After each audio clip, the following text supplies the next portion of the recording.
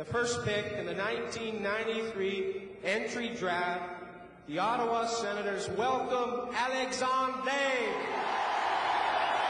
Try and put it in context, and the context I would do with Alexandre Daigle is this: he's not the next Wayne Gretzky, he's not the next Mario Lemieux.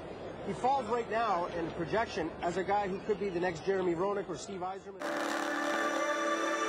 After being the first overall pick of my draft, I took number 91. 91 because it was the number of chicks I fucked the night of my draft. I had lost the passion. I signed a 15 years contract with Ottawa. I didn't know what to do anymore. I couldn't play. I was getting hit. I lost my touch. I couldn't score anymore. I was fighting with family.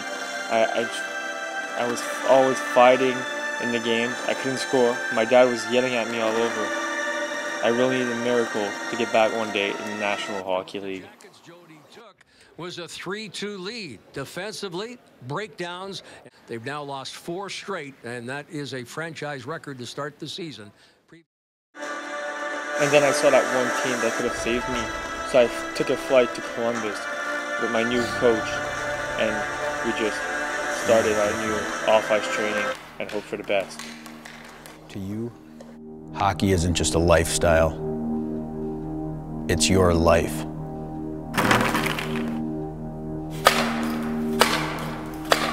Other players love to talk about how hard they work, how bad they want it. You prefer to let your training do the talking. Hockey 24/7. This isn't just something you say, it's something you live. This is our code. This is why we wake up at 5 a.m., why we're the first ones to show up and the last ones to leave. Other players act like this is a choice. We know there's no choice, not if you want to make it. There isn't many of us left, but for those of us who are, this is where you can find us. The Jackies told me to improve my defensive positioning, so that's what I've done.